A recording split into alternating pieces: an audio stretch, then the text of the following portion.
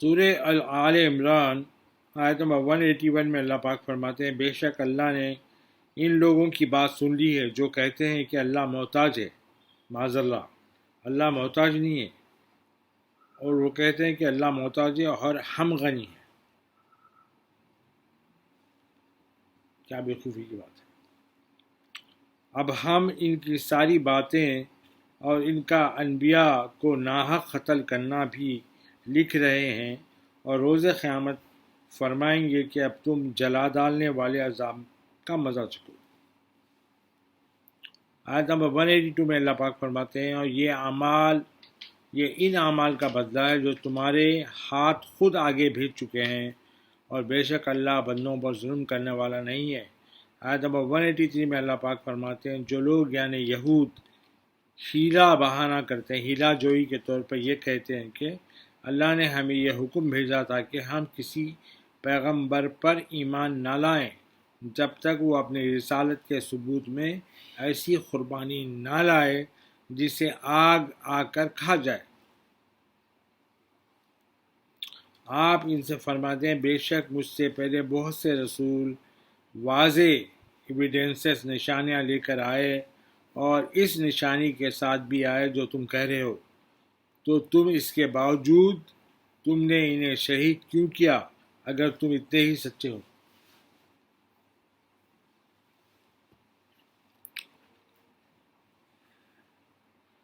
آیت نمبر 184 میں اللہ پاک فرماتے ہیں، پھر بھی اگر آپ کو جھٹلائیں تو محبوب صلی اللہ علیہ وآلہ وسلم آپ رنجیدہ خاطر نہ ہو، آپ غمگین نہ ہو۔ آپ سے پہلے بھی بہت سے رسولوں کو جھٹلایا گیا ہے جو واضح ایویڈنسز نشانیاں یعنی معجزات اور صحیفے اور روشن کتاب لے کے آئے تھے، وہ لوگ بھی جھٹلائے لوگ۔ آیت نمبر 185 میں اللہ پاک فرماتے ہیں، ہر جان موت کا مزہ چکھنے والی ہے، کل نفس ذائقۃ الموت، اور تمہارے اجر پورے کے پورے قیامت کے دن ہی دیے جائیں گے، بس جو کوئی دوزخ سے بچا لیا گیا اور جنت میں داخل کیا گیا وہ واقعتاً کامیاب ہو گیا، اور دنیا کی زندگی دھوکے کے مال کے سوا کچھ بھی نہیں ہے۔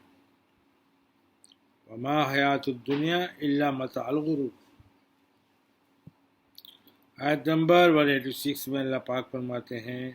اے مسلمانوں، تمہیں ضرور بے ضرور تمہارے مال اور تمہاری جانوں میں آزمایا جائے گا، اور تمہیں ہر صورت ان لوگوں سے جنہیں تم سے پہلے کتاب دی گئی تھی اور ان لوگوں سے جو مشرک ہے بہت سے اذیت ناک تانے یعنی تکلیف دینے والے تانے سننے ہوں گے، اور اگر تم صبر کرتے رہو اور تقوی اختیار کیے رکھو تو یہ بڑی ہمت کے کاموں میں سے ہے۔ آیت نمبر 187 میں اللہ پاک فرماتے ہیں، اور جب اللہ نے ان لوگوں سے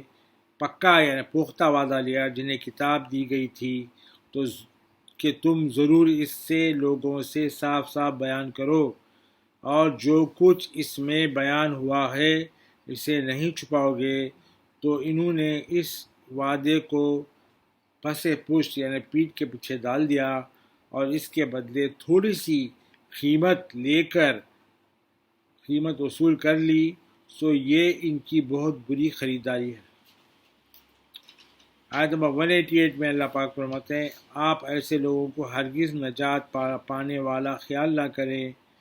اب دیکھو اللہ تعالیٰ ان لوگوں کو بولے کہ اللہ کا کلام لوگوں تک اچھا کلیئرلی صاف بیان کرو بول کے بولے، تو علماء کیا کرے،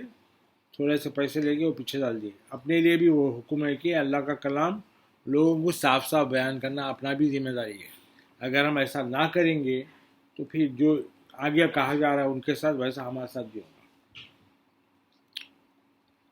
آیت نمبر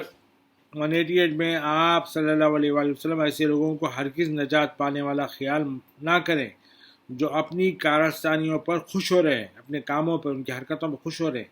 اور نہ کردہ اعمال پر بھی اپنی تعریف کے خواہش مند ہیں۔ انہوں نہیں کرے سو وہ اعمال پہ بھی یہ لوگ ان کی تعریف کرنا بول کے اس کی خواہش ہے ان کو۔ اور دوبارہ تاکید کے لیے فرمایا اللہ تعالیٰ نے، بس آپ صلی اللہ علیہ وآلہ وسلم انہیں ہرگز عذاب سے نجات پانے والا نہ سمجھیں، اور ان کے لیے دردناک عذاب ہے۔ آیت نمبر 189 میں اللہ پاک فرماتا ہے اور سب آسمانوں اور زمین کی بادشاہی اللہ ہی کے لیے ہے اور اللہ ہر چیز کو پر قادر ہے، سو تم اپنا دھیان، اپنا فوکس اور توکل اسی پر رکھو، یعنی اپنا فوکس اور اللہ پہ بھروسہ، توکل اللہ پہ ہی رکھو۔ آیت نمبر 190 میں اللہ پاک فرماتے ہیں بے شک آسمانوں اور زمینوں کی کریشن میں اور شب و روز کی موومنٹس میں، گردش میں، عقل سلیم والوں کے لیے، جس کی عقل سلیم ہے، عقل سلیم والوں کے لیے اللہ کی قدرت کی نشانیاں ہے۔ آیت نمبر 191 میں اللہ پاک فرماتے ہیں اور یہ وہ لوگ ہیں جو سراپا نیاز بن کر کھڑے ہیں اور سراپا ادب بن کر بیٹھے ہیں اور ہجر میں تڑپتے ہوئے اپنی کروٹوں پر بھی اللہ کو یاد کرتے ہیں، اور آسمانوں اور زمین کی تخلیق میں کار فرما اللہ کی عظمت اور اللہ کے حسن کے جلووں میں فکر کرتے رہتے ہیں، اور پھر اسی کی معرفت سے لذت آشنا ہو کر پکار اٹھتے ہیں، اے ہمارے رب، تو نے یہ سب کچھ بے حکمت، بغیر نالج، بغیر کوئی وجہ اور بے تدبیر، بغیر کوئی پلاننگ نہیں بنایا۔ تو سب کوتاہیوں اور مجبوریوں سے پاک ہے، بس ہمیں دوزخ کے عذاب سے بچا لے۔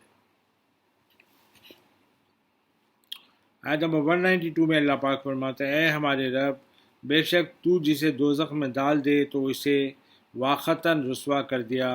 اور ظالموں کے لیے کوئی مددگار نہیں ہوگا۔ آیت نمبر 193 میں اللہ پاک فرماتے ہیں اے ہمارے رب، ہم تجھے بھولے ہوئے تھے، سو ہم نے ایک ندا دینے والے کو، ایک آواز دینے والے کو سنا جو ایمان کی ندا دے رہا تھا، یعنی ایمان کی آواز کی طرف بلا رہا تھا، لوگوں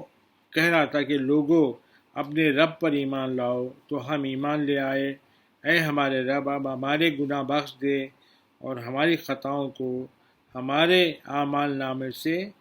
محو فرما دے، یعنی ہمارے اعمال نامے سے ہماری غلطیوں کو نکال دے، مٹا دے، اور ہمیں نیک لوگوں کے ساتھ ہمیں موت دینا، نیک لوگوں کی سنگت میں موت دینا۔ آیت نمبر 194 میں اللہ پاک فرماتے ہیں اے ہمارے رب، اور ہمیں وہ سب کچھ عطا فرما جس کا تو نے ہم سے اپنے رسولوں کے ذریعے وعدہ فرمایا ہے، اور ہمیں قیامت کے دن بے عزت نہ کرنا، رسوا نہ کرنا، بے شک تو وعدے کے خلاف نہیں کرتا۔ آیت نمبر 195 میں اللہ پاک فرماتے ہیں پھر ان کے رب نے ان کی دعا قبول کر لی، اور اللہ تعالیٰ نے فرمایا یقیناً میں تم میں سے کسی محنت والے کی مزدوری ضائع نہیں کرتا، چاہے وہ مرد ہو یا عورت، تم سب ایک دوسرے میں سے ہی ہو، بس جن لوگوں نے اللہ کے لیے وطن چھوڑ دیے